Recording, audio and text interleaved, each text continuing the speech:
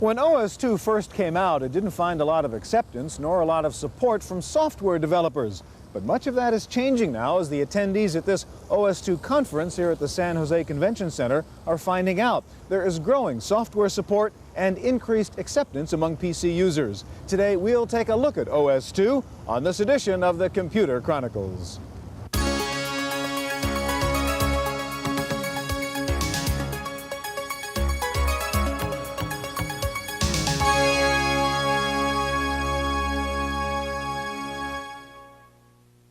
Computer Chronicles is made possible in part by the Software Publishers Association, providers of educational materials to help manage software.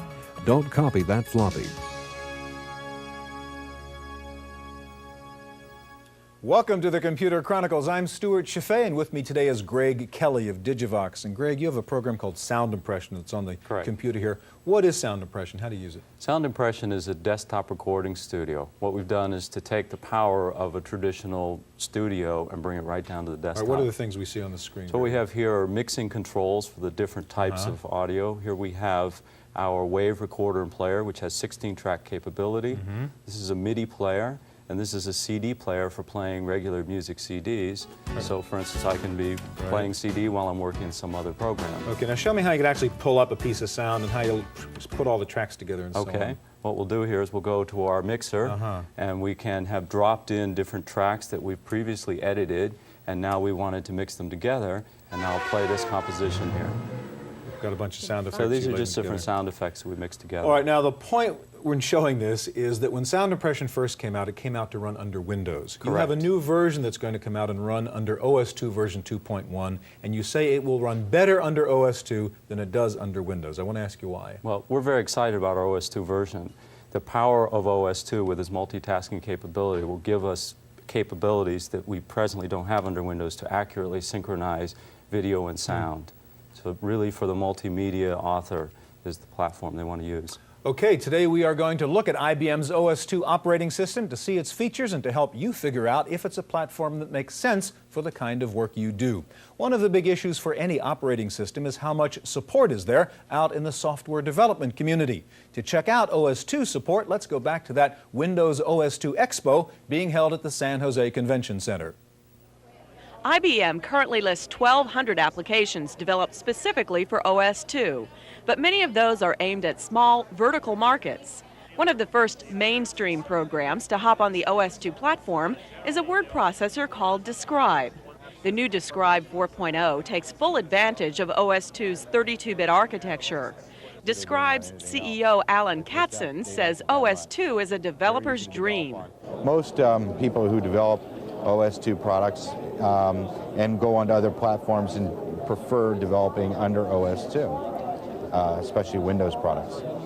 As far as the capabilities of work OS2 and how it benefits us, because it's a multi-threaded, multitasking type operating system and now a 32-bit operating system, gives you a lot of power and capabilities that you don't have in other platforms.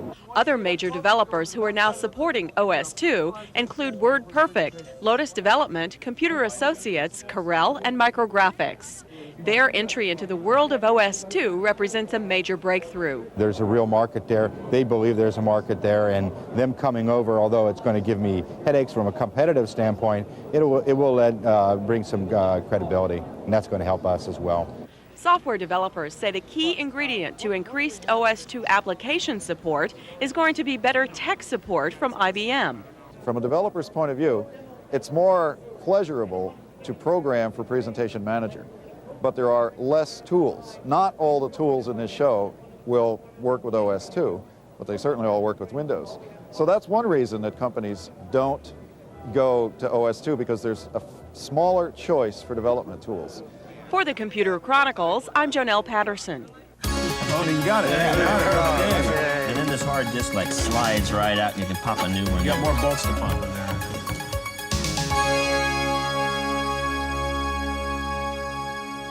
To many PC users, OS2 is just a name, yet to others it's an operating system that provides unmatched power. We'll find out what it can do now from, first of all, George Oliver, Manager of Information Technology at the Royal Bank of Canada, John Sawyering, IBM's Manager of Independent Software Development, and here to help us understand all of it is Edwin Black, who's the publisher of this new magazine for OS2 types called the OS2 Professional. Edwin, the perception is there's a war out there between IBM and Microsoft, between Windows and OS2, and that Windows won and OS2 lost. It's not that easy, is it? No, I think there was a war, and I think the war is over. It ended last fall during Comdex when Windows NT failed to show.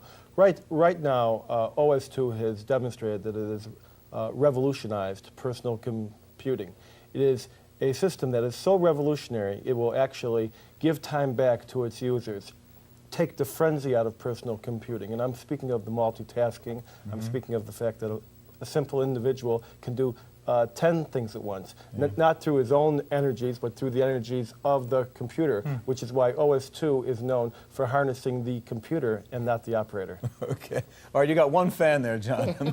All right, let's turn now to take a look. And you're going to show us version 2.1, the newest version of OS2, That's which correct. is just coming out. First of all, what are the differences between 2.1 and 2.0? Well, first of all, in OS2 2.1, we can run some additional applications that we were unable to run in OS2 2.0. OS2 2.0 was able to run most DOS applications and Windows applications, but there were a few Windows applications we couldn't run, and those were called enhanced mode Windows applications. There's a couple of them on this system right now that are installed, like Wolfram's Mathematica or the OmniPage Professional, which is a scanning application, which are enhanced mode applications which under OS2 2.1 now are able to run. Okay. In addition, DOS and Windows applications run much faster under this release of the operating system, and we integrate into the operating system multimedia features, which now will be standard on every we'll get to system see that a we little ship. bit later on. Yes, First of we all, will. just give us a little introduction to this OS2 desktop and some of the things you can do, John. Okay, what many people so far have found very attractive is the ease of use, and many compare this to the Apple Macintosh, and some argue that it's easier to use than the Macintosh because of it builds into an object-oriented interface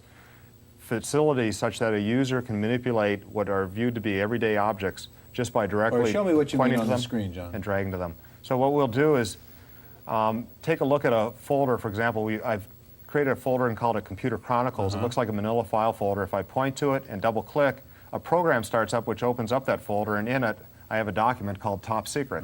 If I point to this document, I can just double-click it. And what happened really underneath the covers is that the computer system knew to go and start a particular editor and load a particular document, and it brought it up for me. I didn't have to deal with an application or deal with any file systems. The computer handled that for me, and that's the object-oriented nature that makes it easier to use. What other examples would you have? Now, part of it's direct manipulation also. For example, if I want to move something from a file, I can just take it out of the file folder and move it over. Or if I want to file something in a particular document, I just dragged it over. I can also shred it or delete something just by bringing it over to a shredder, dragging it over and dropping on the shredder, and it'll prompt me in case I didn't do that accidentally, but it will now delete it, and it's been deleted from that folder. So those are just some of the basic manipulations where before you might enter through cryptic commands or through menus and having to select from menus to perform an operation. Now you're pointing to something, just dragging and dropping, and people are finding that to make the system very easy to use. And you can open up DOS applications, Windows applications in here? Absolutely, that's one of the attractive features. We call this the integrating platform because you can take existing DOS applications, existing Windows applications, install them, and have the user get additional benefits above and beyond running them in Could you their do native that for us? I environment. mean, I see you have 1, 2, 3 down there, or you have Windows Yeah, actually, processor. what we have here is we created a document called PC Sales Forecast. That's another thing you can do is you can put very long names instead of short cryptic names that follow an 8.3 format. And if I point and click at this, an existing DOS application, Lotus 123, now is really taking advantage of the object-oriented characteristics. I pointed, the system loaded the application, started it, and it loaded a file, which is my forecast file, automatically into the system. I'll just shut that one down. And how about a Windows example? Okay. A Windows example would be Lotus's Omni Pro, which is represented by this icon. Again, pointing and clicking, and it brings up the document, and users get some benefits in this, more memory space, and the ability to interoperate between DOS applications, Windows applications, and OS2 applications. You can actually use that principle, I think you showed me before, of actually changing the color of your your background a and lot so on of people directly? like that. They get fairly stylish at times. Let's open up this file folder. It has a white background or a grayish background. Let's say we don't quite like that and we want to change it to this orangish background. You can Being drag from and drop Texas, color, basically. Yeah, this is the color of the University of Texas right here, so it's an appropriate one. Okay. And it's as simple as that to change Yeah. color. You can change fonts just as easily. All right, George, I want to turn to you, and you've got a separate IBM ThinkPad there you're using. You're a user of OS2, and show us some of the features you like about using OS2 versus some of the other platforms. Pretty much the same kind of idea. In the bank, we have been crippled by DOS in terms of getting business application out the door. We spent more time re-engineering and figuring out memory maps, and you know, and our network is many thousands of PCs. So it's really important for us to get away from the handicaps of DOS and into the next generation of operating system.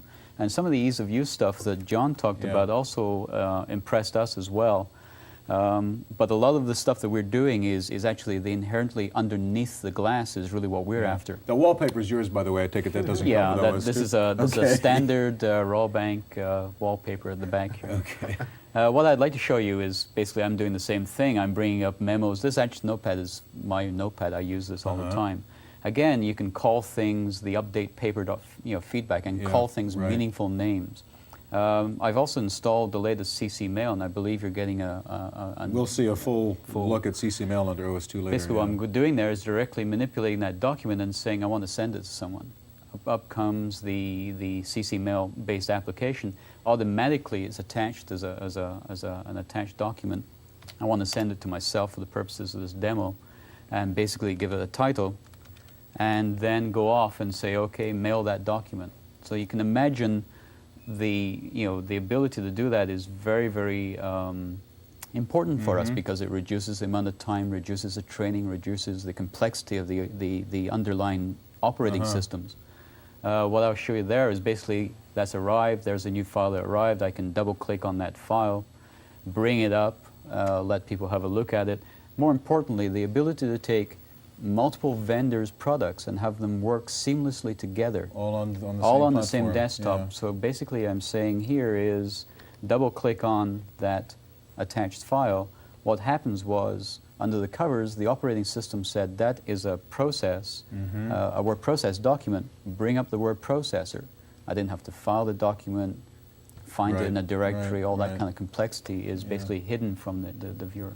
Quickly, George, you have one little neat thing up there. I know it doesn't have much to do with OS2, but you have a utility up there called the mouse odometer. I know our viewers would like to see. The mouse odometer is a critical app in my opinion. So, mouse odometer, I'm Canadian, so of course it's in kilometers. And you can see that, of course, it's calculating how much distance this mouse is doing over this session. And since January the 10th of this year, it's done 1.618 kilometers. So it's a real busy little mouse there. All right, gentlemen, thank you very much. Well, at the moment, OS2 is the only 32-bit operating system on the market, but hovering out there somewhere is Windows NT from Microsoft. To find out what NT can do, we went to the Ziff Davis Labs in Foster City, California, where they're beta testing Microsoft's 32-bit platform. The engineers at the ZD Labs are evaluating Windows NT for its potential as an application development platform and for its usability. Labs Director Bill McCrone says the standout feature of NT is its connectivity. I mean, we've done things here where we've hooked it up to a Unix server via TCP/IP. We've run SNA protocols and hooked it up to our mainframe. We've had it on a NetWare LAN and had it intercommunicate with all of these things more or less transparently. It's not a distributed operating system, but it is a good communicating operating system. The 32-bit architecture of Windows NT makes it similar to IBM's OS2 in multitasking and multi-threading capability. The big difference, though, is NT's ability to run on multiple processors. The lab's test manager, Bob Kane, says this will spawn a whole new class of multiprocessor file servers. Right now, given the state of the 486 and the soon-to-be released Pentium processors from Intel, the R4000 processor from MIPS, the Alpha processor from DEC, that we are going to see a wave of hardware that is just waiting for applications in an operating system to be able to exploit their capabilities. And NT is going to be the operating system across all those platforms that will be able to do that. Other advanced features expected in the finished version of Windows NT include the NTFS file system, individualized login capability for workgroup members, and increased power in applications like spreadsheets and CAD programs. For the Computer Chronicles, I'm Jonelle Patterson.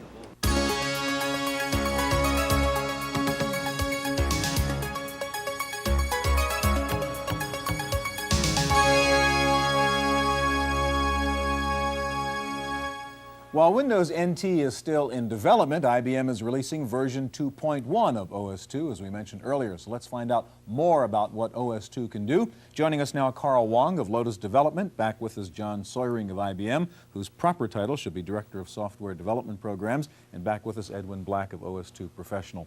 Carl, let's turn to you. And Lotus, I guess, is doing a lot supporting OS2 with some of your applications, aren't you? That's right. We've been shipping 123 for OS2 and Freelance for OS2 for a couple of years now.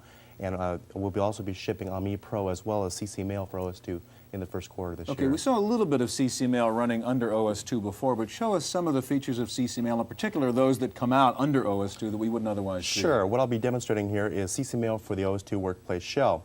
And what we're looking at right now is the CC Mail folder that installs upon the Workplace Shell. Now, instead of having one single exe as we do in other environments, in the Workplace Shell, we've actually taken the functionality of email and broke it out into separate Workplace Shell objects. So other functionality items that people might be familiar with, such as directories and inboxes, are in the folder. And since they are true Workplace Shell folders, I can go ahead and just drag and drop them out to the desktop where I might want to normally have my inbox. And we can go into the inbox just by double-clicking. And here we have our inbox. It's very much like a traditional email system. You can see who the message is from, the date, the size, the subject. To look at a message, we just double-click. And here's the actual message window. This happens to be a message from user Denise to myself, and it says asking for some sales forecast figures. Now, I could go ahead and normally reply to the message like I normally would in any other email system, but to take advantage of the Workplace Shell that IBM has provided us, we can do drag and drop. So I have also to show you something new down here at the bottom, something called the message template object, which works as a template under OS2. And I'll double click to show you here what a message template object can do. In this case, this message template object is pre-addressed to go automatically to the sales group with a predefined subject. Now, if I wanted to go ahead and reply to Denise for her request for sales figure numbers, I can just go into my OS2 folder on the particular project we might be working on, take that particular file that I'm looking for, and actually drag it on drop and top of the message template object here, and notice that it's already pre-attached, all ready to go, and it's already pre-addressed to the sales group, the numbers, and because it is a Workplace Shell object, I can actually go back in here again and do a commonly used text item that I have here, take the message, and send it off. So you can see by having taking advantage of the Workplace Shell, we've actually cut down on some of the user requirements and training. It's that easy to actually create a program. What about multi-threading here? Well, the whole program is full 32-bit and fully multi-threaded. I showed you an example here. Let's go ahead and look at our folder list. And here happens to be a folder here with about 400 messages. If I wanted to copy all those messages to another folder or maybe print them, which is a common user requested feature, we can actually go ahead and take this. I'll just show this by dropping that in my follow-up folder here. Notice that a little status bar comes up and it tells you it's copying. Because it's fully multi-threaded, under OS2 I can go off and do other things. I can look at my hard drive here. I might go out, still copying, notice that I'm doing other things. You'll notice it's just chugging away. That's great. And this is something you just would not be able to do under Microsoft Windows. Right. Okay, John, let's turn back to you. And now one of the things you can do with OS2 is something you say which is better than QuickTime, better than video for Windows, which you call Ultimotion. Explain what it is and why it's better than QuickTime. Okay, first of all, in addition to being able to run this current 16-bit applications designed for DOS or Windows 3.1, we built a lot of additional technology into OS2 to enable new applications, the next generation of applications, much like what Carl's been showing. But we've come up with one that IBM currently has in beta test called Ultimotion Matinee. And I'm going to give you a little demonstration of it. Before I go into it, what we're going to see on here is very high resolution. The resolution of this is 240 pixels vertically, 320 horizontally. And that compares to the state of the art today in the industry on PCs of 160 times 120, or 4 times the density of the resolution. Also, this has a capability without any hardware assist, not only to play full motion video and the audio, which we'll see very soon and listen to very soon, but also capture in real time. And no other product in the industry that we're aware of can do that with software alone. And this is just an example of the quality that you can get. And how many frames per second can we run through? Now this is running at 24 frames per second, where the other products in the industry tend to run at about up to 15 frames per second. The other thing that you're seeing is that with a different audio clip, that the audio is right in sync with the video. If you had a human speaking, the words would be coming out in sync with the lips. And why is that? Why can you do that? With OS2, we have a capability called multi-threading, where through the video is on one thread, the audio is on the other thread, and we have items in the operating system allowing us to synchronize the two threads.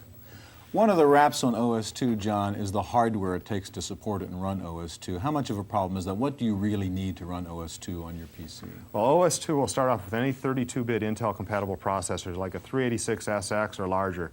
It will run with 4 megabytes of memory, but we typically recommend 6 megabytes or more of memory. And the minimum amount of disk space required is about 18 megabytes, though some people have been able to pare that back down to about 12 megabytes. That's comparable to installing DOS, Windows, and some other facilities in, which would take up a comparable amount of space. But in this case, you don't need to add DOS or Windows. It's already built into OS2 version 2.1 as well as 2.0. Right. That's right. Edwin, what do you think? I mean, are we going to see software support like Lotus is obviously providing to OS2 so that there'll be more of a balance out there in the world between OS2 and Windows? Or somebody going to win this war? What do you predict now? Well, I think right now there are millions of people who are able to use OS2 with their existing DOS applications just through a DOS window. I myself use 5 or 6 at any given time, and our cover story this month in OS2 Professional is about that very feature. The question is whether the explosion of wonderful applications like we've seen here today is going to occur sooner or later. The fuse has certainly been lit, and whether it's going to be a short fuse or a long fuse is something that really the public is going to see, I think, in 1993. Okay, gentlemen, thank you very much. Very impressive stuff. That's our look at OS2. Stay tuned now for this week's computer news on Random Access.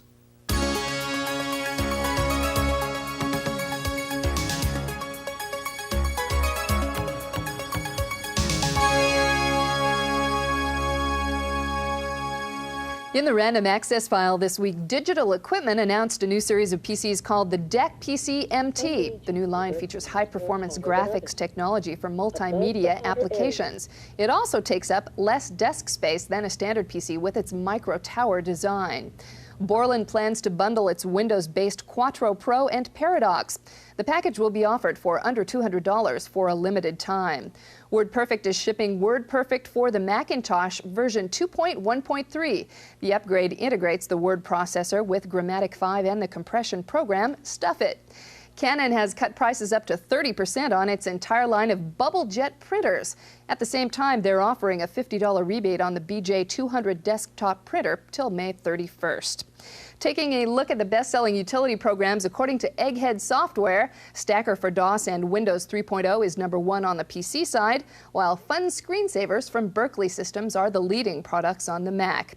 It's tax time again, and we have a special report from Stewart Cheifet on what the IRS has to say about doing your taxes on your computer.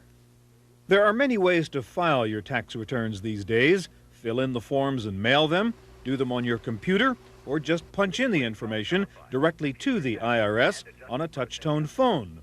But using technology to do your taxes doesn't give you an excuse for making mistakes. The taxpayer is always responsible for their own tax return, regardless of what medium that they use, and that's what you're basically doing when you sign your return. And when you're talking about the taxware packages, it's still the information that the taxpayer gives to there. But for audit, you're no more or less subject to an audit filing this way than any other way. The IRS is experimenting with electronic means of filing because, like any other organization these days, it's looking for ways to do its work more efficiently.